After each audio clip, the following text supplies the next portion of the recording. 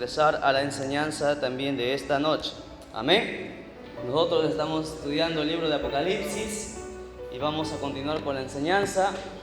Ya estamos preparando también el tema acerca de cuál es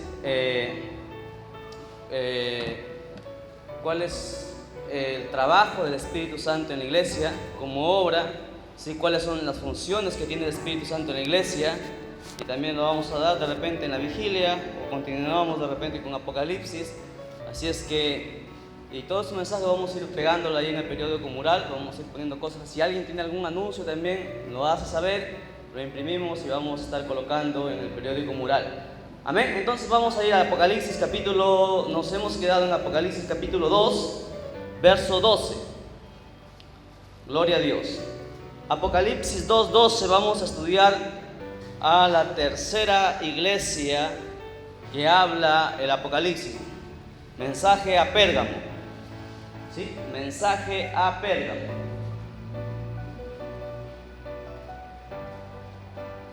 Apocalipsis capítulo 2, verso 12 en adelante.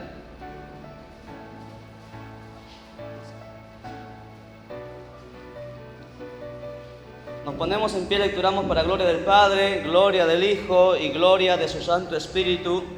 Y dice así la palabra del Señor: y escribe al ángel de la iglesia en Pérgamo, el que tiene la espada aguda de 2 filos, dice esto: yo conozco tus obras y dónde moras, donde está el trono de Satanás, pero retienes mi nombre y no has negado mi fe, ni aun en los días en que Antipas, mi testigo fiel, fue muerto entre vosotros, donde mora Satanás.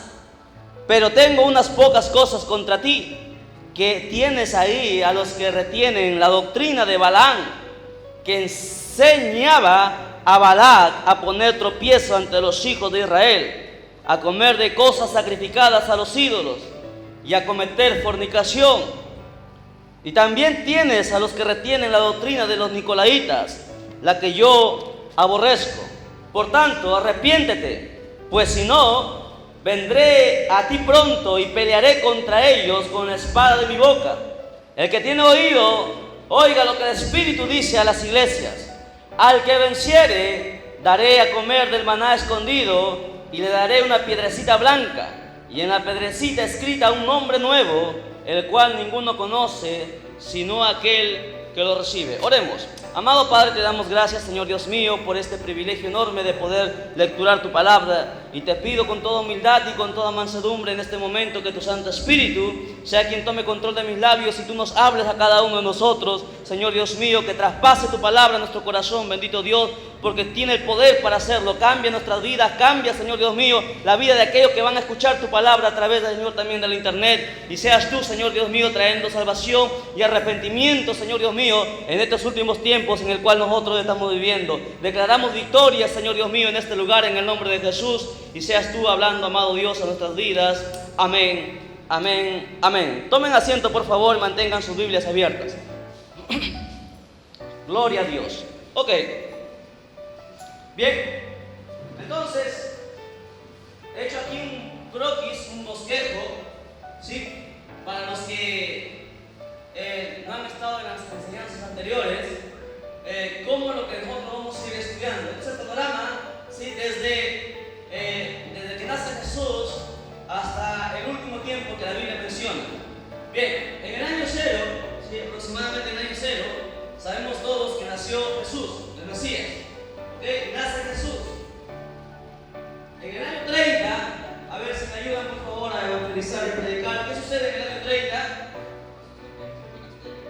Jesús inicia su ministerio. Muy bien. En el año 33, exactamente, Cristo muere. En el año 33 y medio aproximadamente, Cristo muere, resucita el tercer día, 40 días está en la tierra y luego sube hacia la diestra de Dios Padre.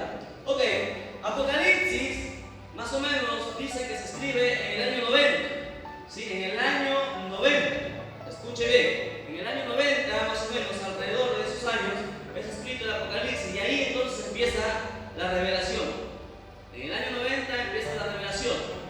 Ahora, ¿qué sucede con el Apocalipsis? Nuevamente quiero ser bien enfático en esto. Hay gente que dice,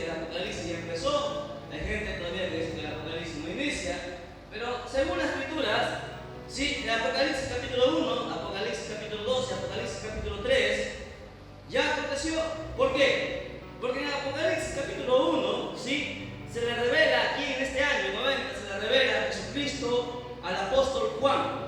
Se le revela. Apocalipsis capítulo 1 aconteció. Apocalipsis capítulo 2 y Apocalipsis capítulo 3 habla el mensaje a las 7 iglesias en Asia. ¿Sí? Y ese mensaje que escribe Juan, es entregado a las 7 iglesias. Se le entrega al ángel de las 7 iglesias, a los pastores, es entregado una carta escribiendo cada uno de sus mensajes. Por lo tanto, el 2 y el 3 acontecieron también. ¿Ok? Apocalipsis capítulo 4 y Apocalipsis capítulo 5 también acontece en esa fecha. ¿Por qué? Porque en Apocalipsis capítulo 4 y capítulo 5, ¿sí?, Juan ve lo que hay en el cielo, le revela a Dios, ¿sí? Jesús le revela lo que acontece en el cielo, y eso lo vamos a ir estudiando. Ahora, ¿qué pasa entonces con Apocalipsis capítulo 6? Todavía no acontece. Apocalipsis capítulo 6 recién se empieza realmente lo que viene a esta tierra. Nosotros hoy nos encontramos en el año 2016. Esta es nuestra época. No sabemos cuánto tiempo, si son días, si son meses, o si son tal vez años, ¿sí?, que acontecerá el arrebatamiento de la iglesia. ¿Ok?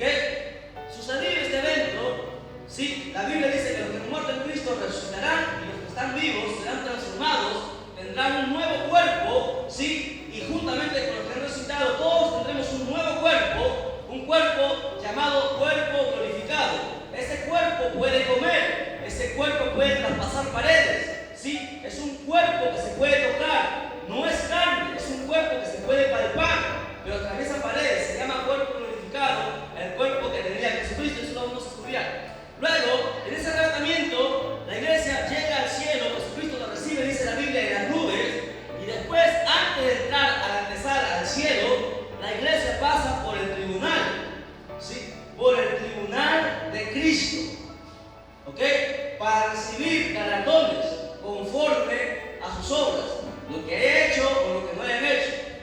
¿Sí? Yo aquí les voy a enseñar algo más profundo, ¿sí?, algo más profundo. Hay gente que piensa que cuando sea arrebatada, ¿sí?, en el arrebatamiento, piensa, bueno, todos los que han sido arrebatados estarán con Dios.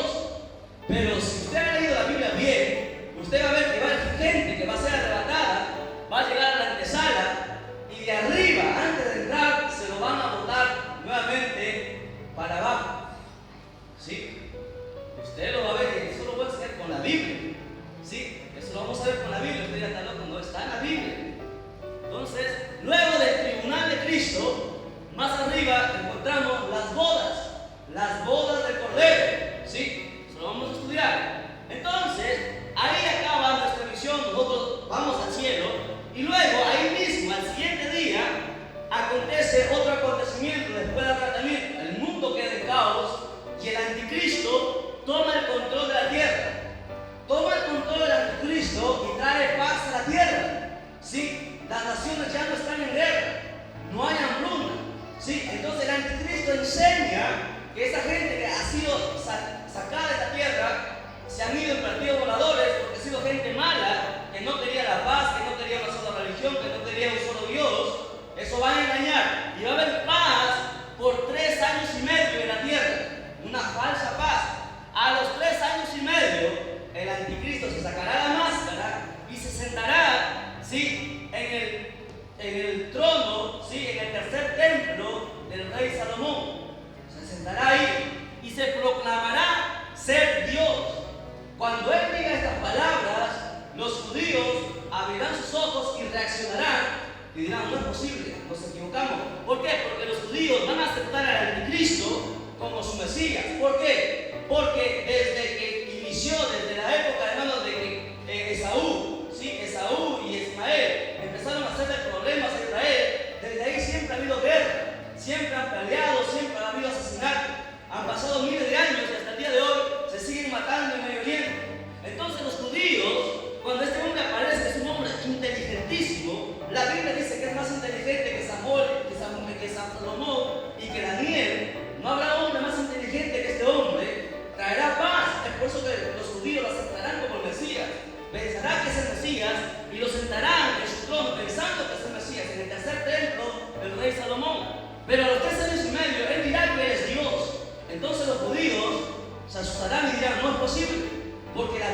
yeshiva, el Corán, el Pentateuco dice que hay un solo Dios. Y cuando este hombre se declare ser Dios, tratarán de votarlo. Sí, y el anticristo hará guerra. Ahí se sacará la máscara y empezará Apocalipsis capítulo 6.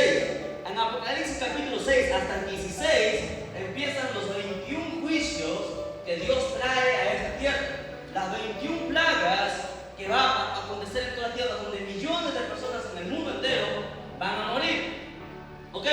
Luego, más adelante, se está en Apocalipsis capítulo 17, Apocalipsis capítulo 18, y ahí mismo, cuando acaba eso, ¿sí? Es la segunda venida de Cristo. No confunda, el arrebatamiento es una cosa y la segunda venida de Cristo es otra cosa. Hay pastores que confunden esto, no es lo mismo. Aquí no es la segunda venida, porque la primera venida Cristo vino y pisó esta tierra. En el arrebatamiento Cristo no pisará la tierra, estará en las nubes, ¿sí? Y allá no recibirá. Aquí Él bajará a la tierra. Esto se llama la segunda venida de Cristo. Bajará a la tierra, ¿sí? Y eso es Apocalipsis capítulo 19, acontece ahí. Y luego, cuando eso sucede, acontece algo muy interesante. ¿Qué pasa? Cuando Jesucristo baja con su iglesia, porque bajará Jesucristo con la iglesia, nosotros que hemos sido arrebatados bajaremos con Cristo.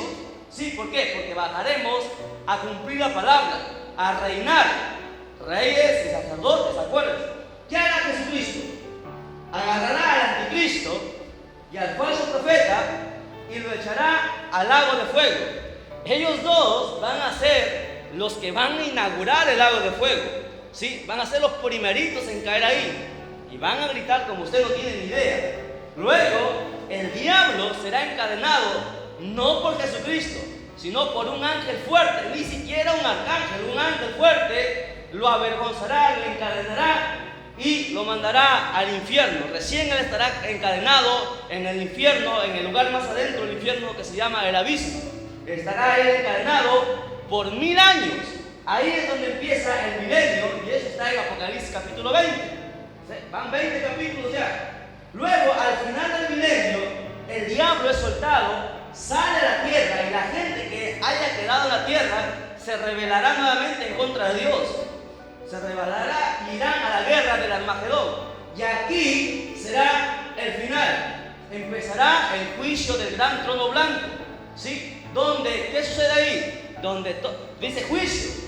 Y quiere decir que toda la gente, ¿sí? Se les va a decir cuál ha sido su falta y por ende debe ir todos al lago de fuego.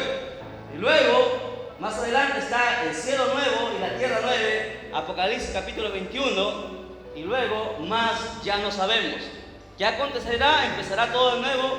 No lo sabemos. No se pierda, ¿sí?, ese capítulo el día que nosotros estamos, ¿sí?, en la presencia del Señor. Bien, nosotros estamos aquí, nosotros nos quedamos aquí, estamos estudiando aquí todavía. Vamos estudiando todo punto por punto. Y vamos a entrar entonces al mensaje a Pérgamo. Bien, fíjense. ¿Qué pasa con la iglesia de Pérgamo? Mire, ¿sabe qué significa Pérgamo? ¿Alguien ha ido al diccionario bíblico y ha buscado qué es Pérgamo? Pérgamo significa, hermano, Pérgamo significa fortificado. ¿Sí?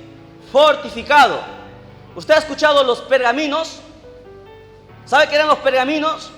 Eran papeles duros, ¿sí?, en los cuales se escribía, ¿sí?, y se mantenía por muchos años, mucho tiempo las escrituras. La Biblia era escrita en pergaminos. Esos papeles eran papeles grandes, ¿sí?, donde se escribían las escrituras y ahí se guardaba. Entonces Pérgamo, sí, significa fortificado, de ahí vienen los pergaminos. Ahora, la iglesia de Pérgamo, sí, la iglesia de Pérgamo tenía una biblioteca muy grande, ¿sí? Y si usted investiga acerca de Pérgamo, por favor. Pérgamo era una ciudad, ¿sí?, era una ciudad donde aquí estaba el mar por un lado y al otro lado tenía montañas, cerros, un cerro bien grande, y en ese cerro, en la cima del cerro, estaba el templo de Satanás. Los que quieren buscar historia, ustedes van a encontrar que en Pérgamo estaba el templo más grande construido al dios Zeus, ¿sí? Y Y a eso Apocalipsis le llama que era el templo de Satanás. Vamos a estudiarlo entonces. Dice la Biblia, lea conmigo por favor. La Biblia dice, el que tiene la espada aguda de 2 filos, dice esto. Ahora, ¿qué significa la espada aguda de 2 filos? ¿Alguien me puede decir qué es esa espada aguda de 2 filos? La palabra de Dios, ¿verdad? ¿Y dónde yo encuentro eso? Alguien dice, ¿sabes qué? Ya la espada de 2 filos es la palabra de Dios, pero ¿dónde en la Biblia puedo leer eso? A ver, póngase de ahí, va a Efesios, ¿sí? Es un texto muy conocido, Efesios capítulo 6, verso 17.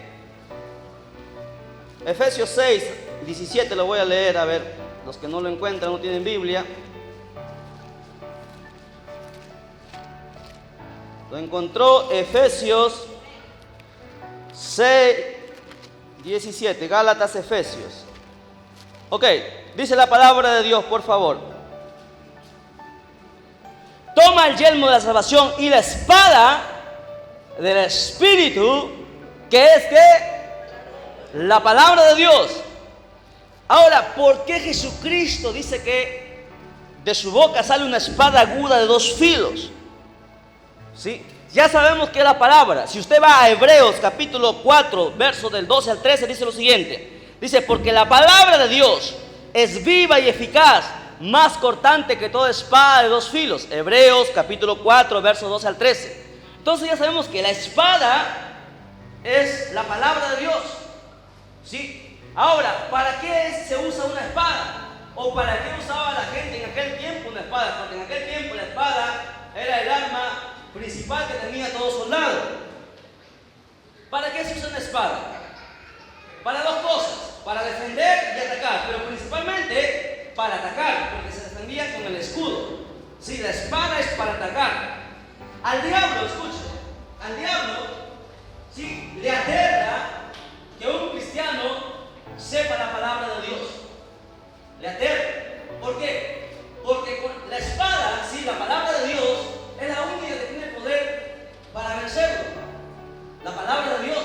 Es por eso que nosotros hemos visto una guerra ya que se ha dado. En Mateo capítulo 4 se dio una lucha entre espadas. Sí, el diablo sacó la palabra y le lanzó a Jesucristo. Jesucristo le volvió a responder con la palabra de Dios, el Deuteronomio, y el diablo nuevamente usó la palabra de Dios. Y Jesucristo nuevamente volvió a usar la palabra de Dios. Sí, fue una lucha con la palabra. Sí, el diablo tiene miedo a la palabra de Dios. Entonces, Jesucristo dice que lo siguiente: el que tiene espada aguda de 2 filos dice esto. ¿Qué dice? Yo conozco tus obras y dónde moras. Dice, ¿dónde está el trono de Satanás? Pérgamo se encontraba justamente, como les decía, en aquel lugar, en aquella montaña se encontraba el trono, ¿sí?, celebrada a Zeus. ¿Quién era Zeus en la mitología? Zeus era el padre de todos los dioses y ese es Satanás, ¿sí? Todos los demonios son dioses. Para la gente de muchas religiones, los demonios que se presentan son dioses para ellos. Pero el padre de todos ellos, el más grande Dios, ¿sí?, el que tiene sus hijos, todos los demonios son sus hijos, se llama Zeus. La mitología griega lo conoce como Zeus. Pero ese es un disfraz de Satanás. Satanás siempre se ha disfrazado. Se ha disfrazado de Zeus, se ha disfrazado del niño Jesús, se ha disfrazado de muchas cosas para engañar a la humanidad.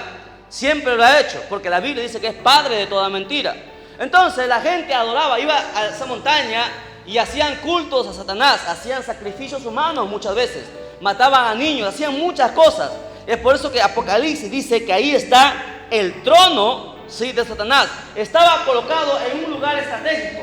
Ahí era el cuartel general, de ahí los satanistas, los brujos, ¿sí?, dirigían cómo ellos se iban a expandir por todos los lugares. Es por eso que Apocalipsis dice que era el trono de Satanás. Pero Jesucristo le dice algo a la iglesia de Pérgamo: pero retienes mi nombre y no has negado mi fe. Usted sabe, mire, Pérgamo era una de las más atacadas. ¿Por qué? Porque ahí estaba el pleno trono de Satanás y los brujos mataban, ¿sí?, los sacerdotes satánicos mataban a todos aquellos que se ponían o hablaban la Biblia. Y Cristo dice lo siguiente, dice: retienes mi nombre, no has negado mi fe, ni aún en los días en que Antipas, mi testigo fiel, fue muerto. En esa iglesia hubo muchos asesinatos. ¿Sí? La gente de esa iglesia fue asesinada por estos sirvientes de Satanás. ¿Sí? Pero ahí resalta el nombre de un hombre, ¿sí? Antipas. ¿Sí? Una de las historias más fascinantes de Antipas que yo cuando leí me fascinó fue que Antipas le hicieron caminar por un lugar, ¿sí? Lleno de candela, de carbones al rojo vivo.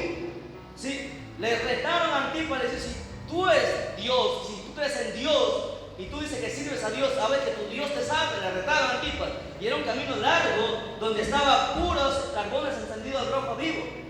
Y le dijeron: si tú caminas y tú pasas y tú no mueres, ¿sí? Sabremos que realmente tu Dios es Dios. Y Antipas pasó, hermano, caminando, ¿sí? A paso lento pasó, y la historia cuenta que no se había ni siquiera quemado, no estaba nada a sus pies. Eso es un milagro extraordinario que Dios hizo con este hombre, ¿sí? Y la gente respetaba a Antipas. Antipas era, hermano, un líder en la iglesia primitiva, pero luego fue capturado y fue asesinado salvajemente. Y por eso dice que Antipas, mi siervo, fue muerto, ¿sí? Entre vosotros donde mora Satanás. Pero tengo, dice, Cristo empieza nuevamente a hablar a esta iglesia y le dice: tengo unas pocas cosas contra ti, que tienes ahí a los que retienen la doctrina de Balaam. ¿Quién era Balaam? A ver, los que han estudiado la Biblia, ¿quién era Balaam? Balaam, no Baal, Balaam. ¿Quién era Balaam? ¿Sabe quién era Balaam? Balaam era un profeta. ¿Sabía? Era un profeta de Dios, supuestamente. ¿Sí? Era un profeta, alguien que servía a Dios. ¿Sí? Alguien que servía a Dios. Pero sin embargo, este disque profeta perturbó al pueblo, lo engañó, y mucha gente, muchos israelitas murieron a causa de este hombre. Este hombre hizo que los israelitas, ¿sí? Pecaran, cayeran en fornicación. Miren, Balaam, ¿sí? Cuando él le pagan dinero para que él maldiga al pueblo de Israel, al inicio no quería, pero luego él acepta, ¿sí? Y él sabe que no podía maldecir porque Dios le había dicho: este pueblo es bendito. Entonces, ¿qué hace Balaam? Balaam decía: bueno, yo no puedo maldecirlo. Entonces, Balaam, como era profeta muy astuto y quería el dinero, y la gente se muere y se pelea y se mata por el dinero, ¿qué hace? Balaam sabía un principio bíblico. ¿Cuál es el principio bíblico más grande que hay? Que la maldición, ¿sí? El castigo no viene sin causa. Dios jamás castiga si no hay una causa. Si no hay pecado, Dios no tiene por qué castigar. Entonces, como Israel era un pueblo bendito por Dios, ¿qué hizo Balaam? Balaam hizo que el rey, el otro rey, el malo, trajera mujeres paganas, ¿sí? Y se metieran al pueblo, ¿sí? Y enamoraran a los judíos y fornicaran con ellos. Entonces los judíos, cuando cayeron al ver a estas mujeres, fornicaron, el pueblo judío estaba en pecado, por lo tanto Dios podía castigarlo. Y eso hizo Balaam, un profeta de Dios, para que usted vea. Es por eso que aquí dice la Biblia, ¿sí? Dice claramente: pero tengo unas pocas cosas contra ti, que tienes ahí a los que retienen la doctrina de Balaam, que enseñaba a Balac a poner tropiezos, miren, ante los hijos de Israel, a comer cosas sacrificadas a los ídolos y a cometer fornicación. ¿Me entiende? Entonces, mucho cuidado. Ahora, Balaam estaba en la iglesia. Mire, Jesús le está hablando, ¿sí?, a una iglesia. Le está diciendo que dentro en esa iglesia había gente que andaba en esa doctrina. O sea, gente dentro de la iglesia de Pérgamo que era tropiezo para otros, ¿sí? Eran obstáculos. Siempre estaban haciendo caer a los demás. Y esa gente, Cristo dice que son como Balaam, ¿sí?, que son tropiezos para otros. Pero hay de aquel, porque la Biblia dice, hay de aquel que haga caer a uno de los pequeñitos. Mejor le hubiese sido haberse puesto una piedra de molino, ¿sí?, atada al cuello y echado al mar, que aquel que haga caer a uno de mis pequeños. Hay gente en la iglesia que sirve para tropiezo. Y la Biblia dice claramente, hay de aquello, y ahí dice, ¿sí?, hay gente en la iglesia tropiezo. Ese era el problema de Pérgamo. O sea, la iglesia en Pérgamo estaba dividido. Los que querían servir, ¿sí?, a Dios, y los que estaban confundidos por la culpa de estos profetas que servían para engaño.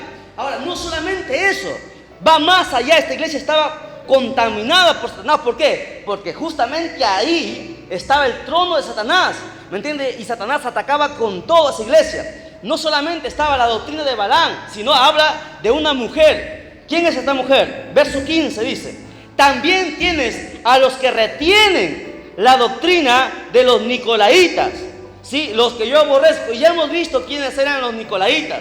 Los nicolaitas enseñaban, ¿sí?, enseñaban que tú puedes hacer cualquier cosa. Usted ha escuchado la doctrina del salvo, una vez salvo, siempre salvo. Hay iglesias que enseñan: no, tú ya te entregaste a Jesucristo. Mire, la vez pasada a mí me indignó tanto. Yo escuché el testimonio de un hermano que fue a una iglesia bautista y habían matado, ¿sí?, a un, ¿cómo se llama eso que vende droga? Tiene un nombre. Era un líder que vendía droga. Era pandillero, era fumón, era asesino, era violador y vendía droga, ¿sí? Y se reunía con su gente y hacía daño. Y un día, en una balacera entre pandillas, lo matan al joven. Lo matan al joven y están en pleno velorio. Y va el pastor, ¿sí?, de la iglesia bautista más grande de Nueva York, creo que era así, de Nueva York. Va el pastor y está en plena iglesia, y luego está mirando al muchacho, y luego se levanta y se pone en pie el pastor y dice: este muchacho era terrible. A toda la gente que se había reunido, pandilleros, había pandilleros en cantidad, gente de mal vivir en el velorio. Dice: este muchacho era terrible, hizo muchas cosas malas, eso es cierto. Pero el pastor dice: pero yo estuve cuando este muchacho tenía 8 años, sí, y aceptó a Jesucristo como su Señor y como su Salvador llorando. Hizo muchas cosas malas, pero él aceptó a Cristo. Por lo tanto, él está en el cielo, dijo este pastor. Y toda la gente aplaudió, diciendo que este asesino, este drogadicto, este narcotraficante que ha muerto, está en el cielo porque un día aceptó a Cristo. O sea, salvo, una vez salvo, siempre salvo. Enseñando que la salvación no se pierde. Eso es blasfemia, ¿sí? Porque aquí, si tú has aceptado a Jesucristo, bien.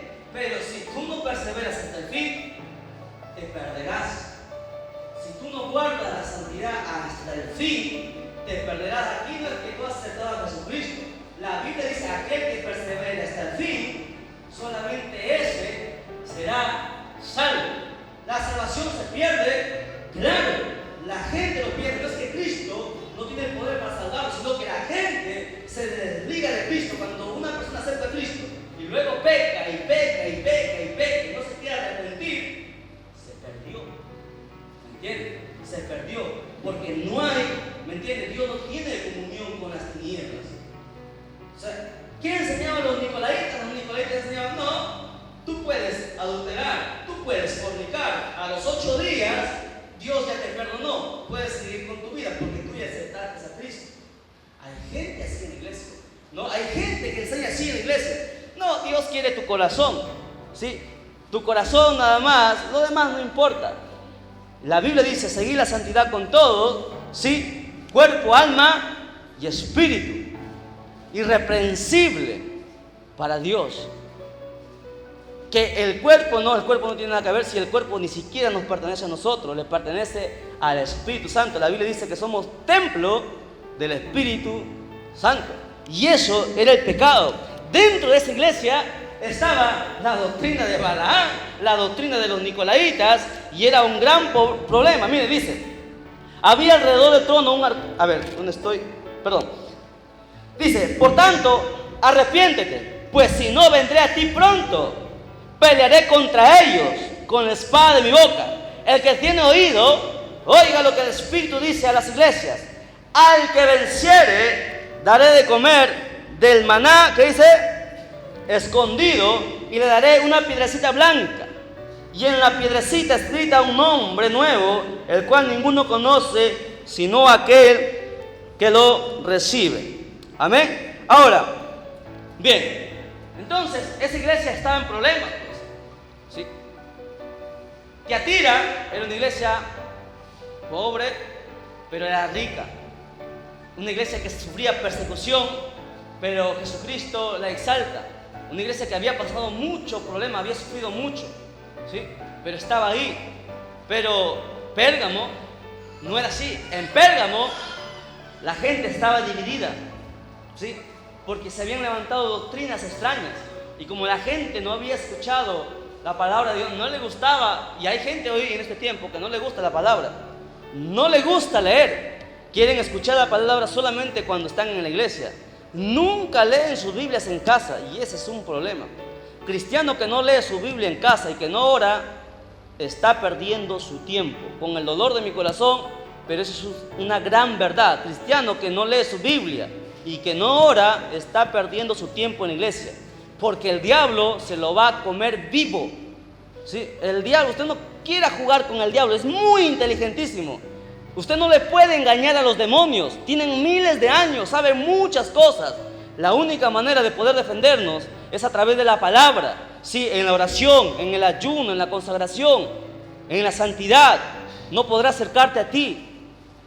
Ahora, el mensaje para Pérgamo era el siguiente: que tenía que volver a la verdad. ¿Y cuál era la verdad? La verdad es la palabra de Dios. Ese es el mensaje a Pérgamo. Le dice: el que venciere, le daré de comer del maná. ¿Qué era el maná en aquel tiempo? Era el pan, ¿sí o no? El maná era el pan. Hoy, ¿cuál es nuestro pan nosotros? La palabra, ¿sí o no? Es nuestro pan. Entonces, el mensaje central a Pérgamo es lo siguiente: tienen que volver a la verdad, tienen que volver a la palabra. Iglesia que no conoce la Biblia, ¿por qué usted cree que tantas iglesias han caído en la apostasía? Tantos ministerios han caído en la apostasía. Ministerios que cantaban para Dios, hoy cantan para el diablo y para sus bolsillos. Y eso es cierto. Hoy los ministerios se mueven por dinero, los predicadores se mueven por dinero, ¿sí? El diablo ha zarandeado a la mayoría de iglesias.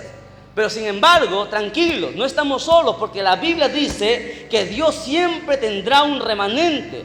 Habrá siempre un remanente que no doblarán sus rodillas ante Satanás. Siempre Dios tendrá un remanente. Y Cristo les dice lo siguiente: vuelvan a la verdad. El que vence, le daré del maná escondido. Y le dice otra cosa: le daré una piedrecita blanca. ¿Por qué una piedrecita? Me preguntaba yo siempre. ¿Qué significa una piedra? ¿Qué tiene que ver una piedra? En aquel tiempo, ¿sí? En aquel tiempo yo he leído que cuando se le daba una piedra a una persona, ¿sí? Había piedras de diferentes calidades, ¿sí? Usted conoce, la Biblia habla de piedras, ¿no? De esmeralda, ¿qué más? Topacio, berilio, carbunclo, son piedras preciosas. Y una piedra que tenía, si las piedras tenían el nombre de las personas, una piedra era, si se le entregaba a una persona que había hecho algo importante, a alguien que se le consideraba. Era como en nuestro tiempo, cuando un competidor va a una carrera, se le entrega ¿qué? Medallas. Sí, significa un honor. En aquel tiempo, cuando se le entregaba una piedra con su nombre, era un honor para esas personas. Y Cristo lo dice el siguiente: al que venciere solamente, le daré una piedrecita blanca y en él escrito su nombre. ¿Usted cree que significa eso? Eso es, sí, como tu entrada para las bodas del Cordero. Eso lo dice Cristo a la iglesia de Pérgamo. Vuelvan a la verdad, si no yo vendré y con la espada de mi boca. Por eso que Cristo al inicio dice: el que tiene la espada aguda de dos filos. Y la espada es la palabra de Dios, ya lo vimos. Vuelvan a la palabra, si no con mi misma palabra yo lo destruiré, con la palabra. Vamos a la otra iglesia, avanzando, aprovechando bien el tiempo. Mensaje a Tiatira, ¿ok? Por favor, todos me siguen. Mensaje a Tiatira dice: escribe al ángel de la iglesia en Tiatira, el Hijo de Dios, el que tiene ojos como llama de fuego y pies semejantes al bronce bruñido, dice esto: ojos como llamas de fuego. Usted ha escuchado, hay gente que dice: no, yo he visto a Jesús, sus ojos son celestes. Otro dice: no, yo le he visto a Jesús, sus ojos son verdes. No se pueden ver los ojos de Jesús. Usted ve pintores sinvergüenza que han pintado, algunos le pintan celestes, otros marrones, otros verdes, los ojos de Jesús, y nadie le ha visto su cara. No se puede ver la cara de Jesús. Nadie lo ha visto, ni siquiera Juan lo vio. El apóstol no pudo verlo, cayó como muerto. ¿sí? Su rostro resplandece como el sol. A ver, usted mire al sol. La Biblia dice que su rostro resplandece como el sol en toda su plenitud. No se puede ver el rostro de Cristo. Sus ojos son como llamas de fuego. Pero hay tantos testimonios que han ido supuestamente al cielo y al infierno y hablan, ¿no? Yo vi al Señor, me senté a Él, conversé con Él, sí, y me llevó al cielo, vi su cara, me acarició y muchas cosas. Pero la gente, como no conoce la Biblia, se cree todos los testimonios, ¿no? Hay testimonios que son realmente testimonios, pero los testimonios hay que pasarlos por la Biblia, pues, hermano. Cuando hablan algo que no está en la Biblia, usted sepa que no es de Dios. Sigamos. Verso 19. Yo conozco tus obras. Algo muy interesante, mire, que hemos leído de iglesia en iglesia. A todas las iglesias les dice que tienen obras, ¿sí? Todas las iglesias dice que trabajaban, que tenían obras. Ojalá nosotros todos tengamos obras, ¿sí? Estemos haciendo la obra de Dios. Dice, yo conozco tus obras, tu amor, ¿qué más? Tu fe, tu servicio, tu paciencia y tus obras postreras son más que las primeras. Si usted ve algo bonito, ¿no? Le está hablando bonito. Era una iglesia, no era una iglesia cualquiera, hermano. Era una iglesia que tenía fe, que tenía amor, ¿sí o no? Que tenía servicio, paciencia. Era una iglesia linda. ¿Cuántos quisieran ir a aquella iglesia, no? Una iglesia de amor. La gente dice, no, aquí falta amor. Pero falta amor. Mira, esta iglesia era una iglesia de amor. Pero sin embargo, Cristo dice algo en el verso 20. Pero tengo unas cosas contra ti, que toleras que esa mujer, Jezabel, que se dice ser ¿qué? Mire, está hablando que dentro de la iglesia había gente, ¿sí? No solamente había una sola mujer, había gente que se decían ser los ministros de Dios. Unos eran profetas, habla de una mujer especial que se dice ser profetisa. Enseñe y seduzca a mis siervos a fornicar, a comer cosas sacrificadas a los ídolos. Usted ve, la iglesia de Tiatira estaba en problemas. Había gente dentro de la iglesia que decían ser profetas, que decían ser profetisas, pero sin embargo enseñaban a pecar. Ahora, ¿quién es Jezabel en la Biblia? Mire, Jezabel, o Jezabel como usted quiere llamarlo, era una mujer perversa. No ha habido mujer en la historia como Jezabel. Mire, Jezabel era hija del rey Sidonio, ¿sí? Un asesino, un pagano. Y acá, el rey de Israel, por no entrar en guerra con los sidonios, ¿qué hace? Se casa con la hija del rey Sidonio. Eran paganos, eran perversos, tenían dioses que eran demonios. Y la ley decía que no se podían unir en yugo desigual. No se pueden unir con gente que anda en las tinieblas. Y ese era un mandamiento de Dios, ¿sí? Dios había mandado, y eso lo vemos en toda la Biblia, en el Nuevo y en el Antiguo Testamento. No podemos unirnos en yugo desigual. Pero sin embargo acá se casó con esta mujer. Acá tenemos un hombre malo, pero cuando esta mujer se casa, esta mujer era la que reinaba en Israel, ¿sí? Así como tenemos el caso de hoy, ¿no? Pero esta mujer era terrible, esta mujer era bruja, era hechicera. Esta mujer, hermano, le dominaba como trapo a Acab, y eso está en la Biblia. Hacía Acab lo que esta mujer le mandaba. Acab le tenía miedo. Jezabel fue la que mató a los profetas, les cortaba la cabeza a los profetas, a los profetas. De Jezabel fue el profeta Elías que murió. No era cualquiera, era una mujer que estaba endemoniada. Tenía poder, tenía control. Y esta mujer, habla la Biblia que estaba dentro de esta iglesia, en la iglesia de Tiatira, ejercía dominio, ejercía poder, enseñaba a pecar, a fornicar, a comer cosas sacrificadas a los ídolos. Y Cristo en el verso 21 le dice, le he dado tiempo para que se arrepienta, pero no quiere arrepentirse de su fornicación. La palabra fornicación ahí, ¿sí? La palabra fornicación ahí no está hablando solamente del acto sexual. Fornicación no significa solamente el acto sexual. Por ejemplo, cuando nosotros estamos aquí, ¿no?, en la iglesia, ¿sí?, y luego nos vamos a nuestra casa y prendemos una vela a la Virgen, eso es fornicación, eso es idolatría. Tú estás fornicando con otros dioses, ¿sí? Eso también es fornicación.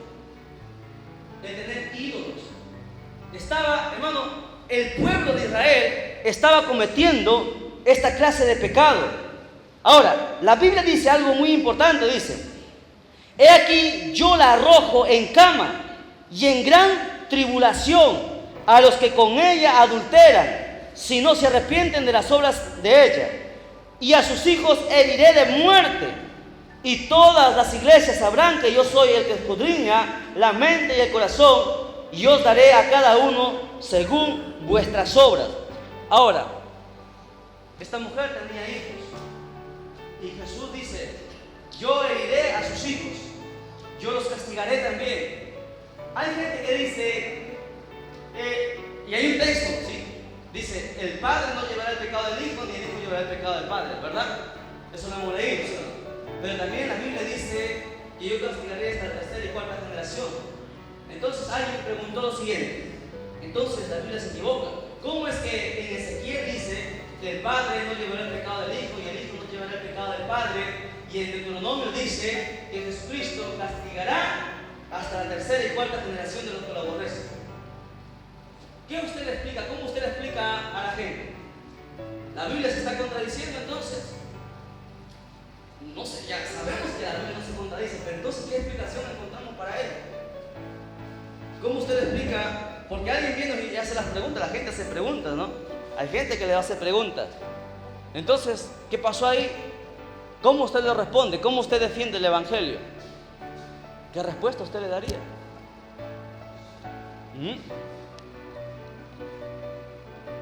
A ver, pensamos, jóvenes, ¿qué respuesta usted daría a esa gente?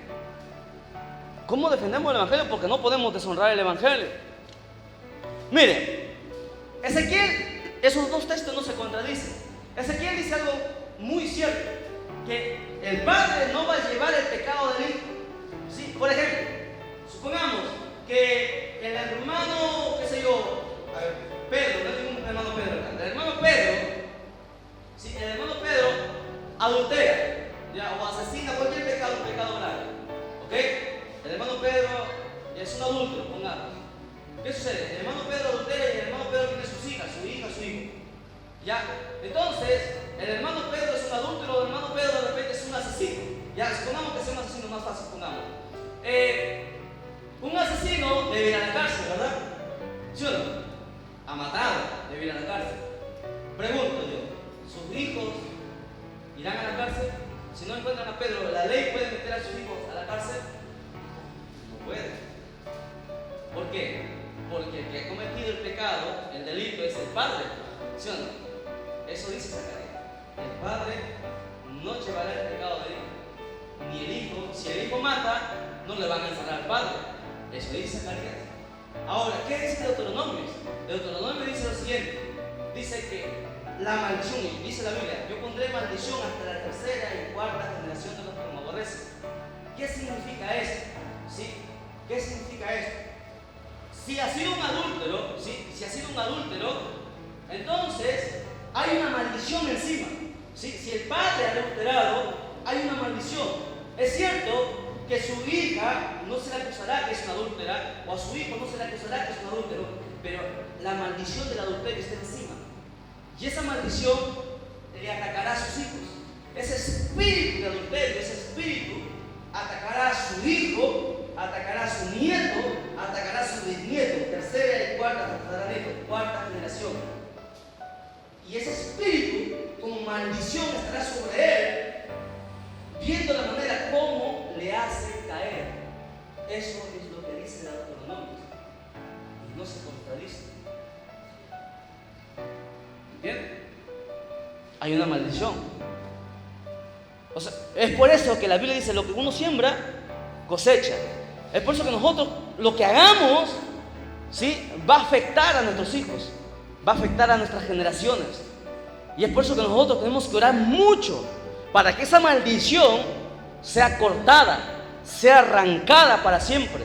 ¿Sí? Uno tiene que entrar en ayunos, en vigilia, para que esa maldición muera, sea cortada. Porque la maldición estará ahí, no el pecado, sino la maldición estará ahí hasta el día que falle, si le dé cabida, y esa maldición entrará a la vida y caerá en lo mismo. Eso es lo que significa. Así que la Biblia jamás se contradice. Esa es la respuesta. Dice la Biblia claramente que Jesucristo es el que escudriña la mente y el corazón.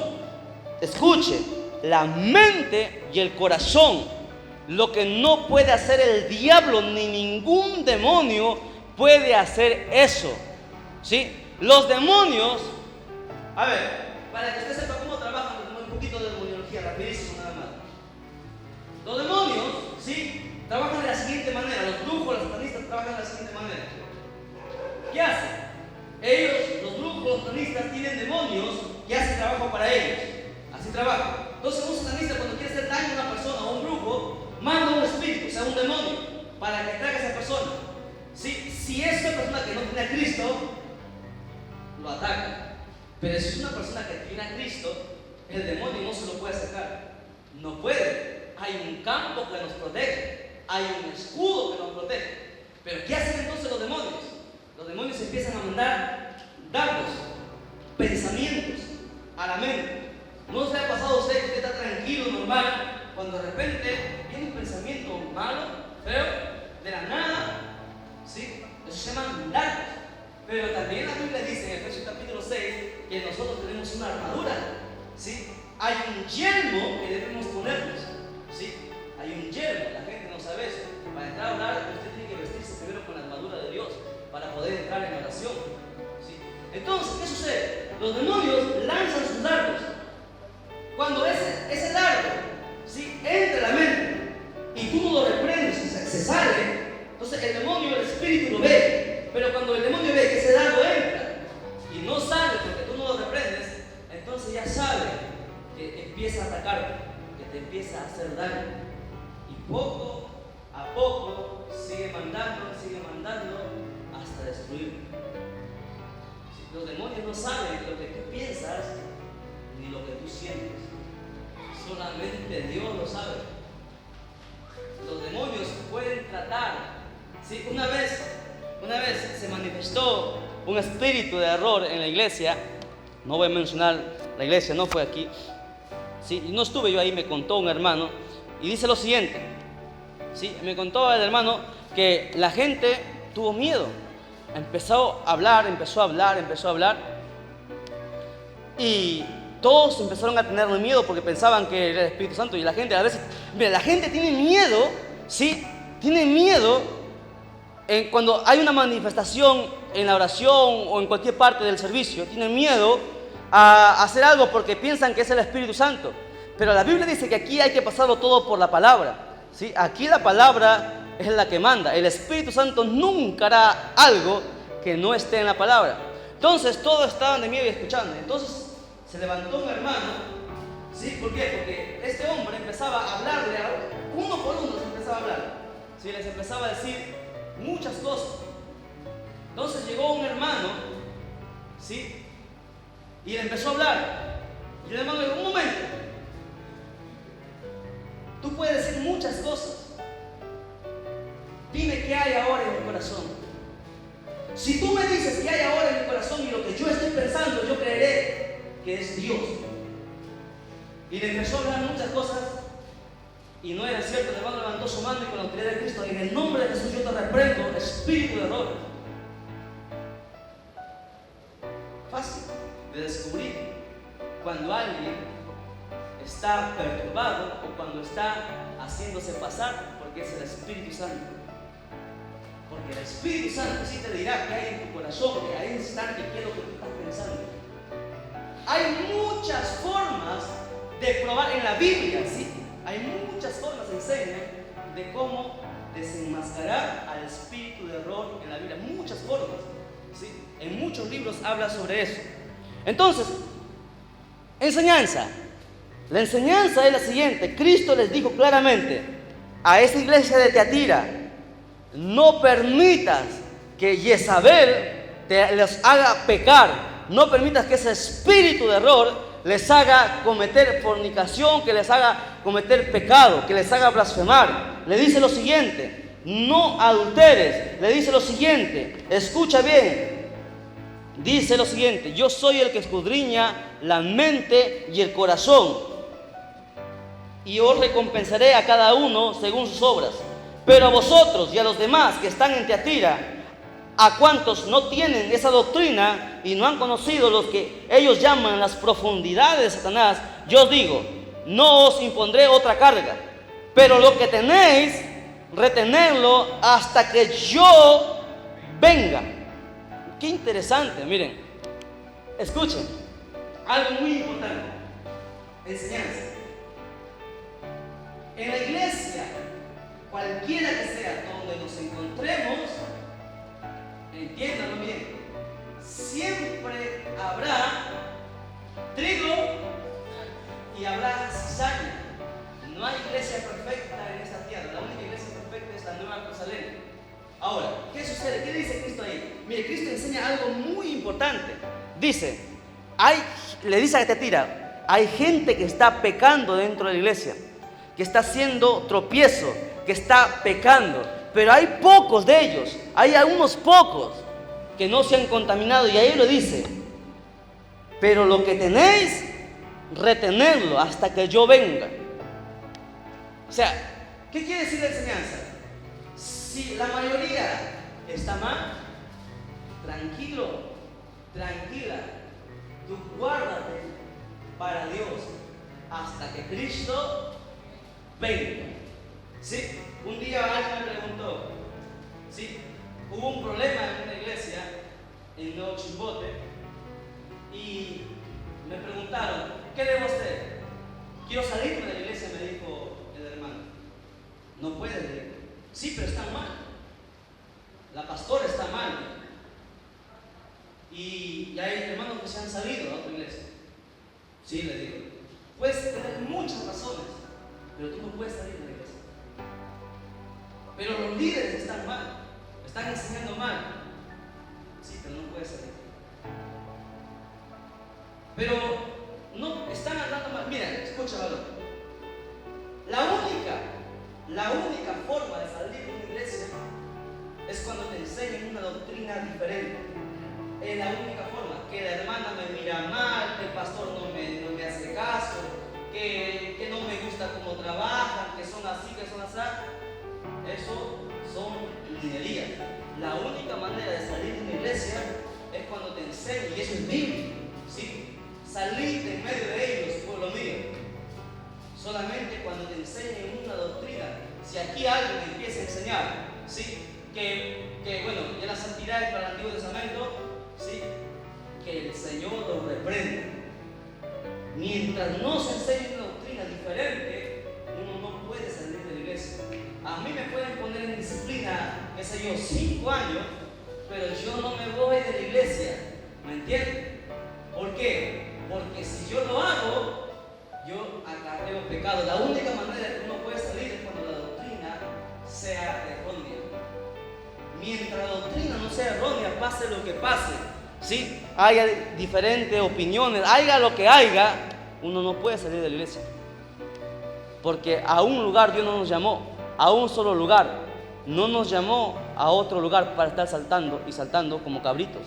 Las ovejas, ¿sí? No están de manada en manada, en un solo lugar. Retén lo que tienes hasta que yo venga, dice Cristo, ¿sí? Cuando Él venga, escuche, cuando Cristo venga, ahí sabrás si tú estuviste bien o estuviste mal. Porque a nuestros ojos, todos que podemos decir, yo puedo decir, bueno, yo tengo la verdad, ¿sí? Mi hermano se equivoca, mi hermana se equivoca. Yo no puedo decir eso. El día que Cristo venga, sabremos si realmente estuvimos correctamente o no estuvimos correctamente. Mientras la doctrina sea correcta, pase lo que pase, haya pelea. No, hermano, yo me voy de la iglesia porque muchos paran peleando ahí. Si te vas, tú nunca fuiste. La Biblia dice, salieron de nosotros, pero estaban con nosotros, pero salieron nosotros porque nunca fueron de nosotros. ¿Lo ha leído? Está en la Biblia. Estuvieron con nosotros y luego salieron. Y esto fue manifestado para que se sepa que nunca fueron de nosotros. Cuando Cristo nos llamó, escuchen, cuando Cristo nos llamó, ¿sí? No nos llamó, hermano, para que nosotros, cuando cualquier problema haya, nosotros nos vayamos, ¿sí? Salgamos corriendo. No, si Cristo nos llamó a un lugar, ¿sí?, es porque algo quiere que nosotros hagamos y nos mantendremos firmes hasta que Cristo venga, ¿sí? Aquí, así todo el mundo se ponga en contra nuestro, eso no importa. Si todos se levantan en contra de ti, hermana, tú tranquila. Si el pastor, el diácono, qué sé yo, te quiere hacer problema, tú tranquilo, mantente ahí. Porque escuche, Dios no puede ser burlado, ¿sí? Mire, podremos tener muchas diferencias, habrá muchas cosas, no estaremos de acuerdo en muchas cosas, pero mientras prediquemos la doctrina, la sana doctrina, ¿sí?, usted permanezca fiel, nunca se aparte.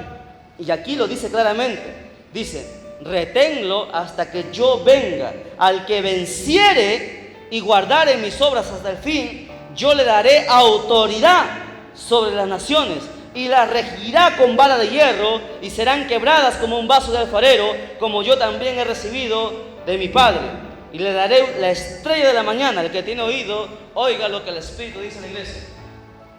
Mire, Cristo dice lo siguiente: al que venciere, o sea, que resiste hasta el final, ese gobernará las naciones, ese las regirá, ¿sí? Dios lo levantará. Pero al que se corre por los problemas, pues ¿cómo quiere que Dios lo honre? Porque la Biblia dice que Dios honra al que le honra. Aquí nosotros perseveramos hasta el final, hermano, ¿sí? Pase lo que pase, tengamos las diferencias que tengamos, recuerden que aquí no seguimos al hombre, aquí seguimos a Cristo.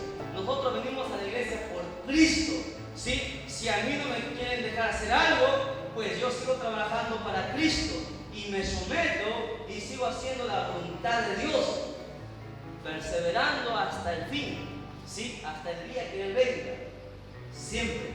Y ese fue el mensaje para esta iglesia. Para la iglesia de Tiatira le dijo lo siguiente: mira, ahí hay gente que está haciendo tropiezo, ahí hay gente que está pecando, ahí hay gente que está fornicando, que está adulterando, que está volviéndose a la idolatría, muchas cosas. No le dijo salte pastor, no le dijo salte hermano de esa iglesia, le dijo persevera hasta el fin, hasta el día que yo venga, ¿sí? Tú tranquilo, permanece ahí. Si tú estás en lo correcto, sabrás aquel día.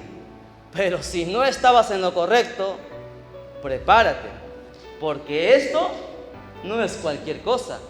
21 juicios no es, hermanos, las películas que pasan, ¿no?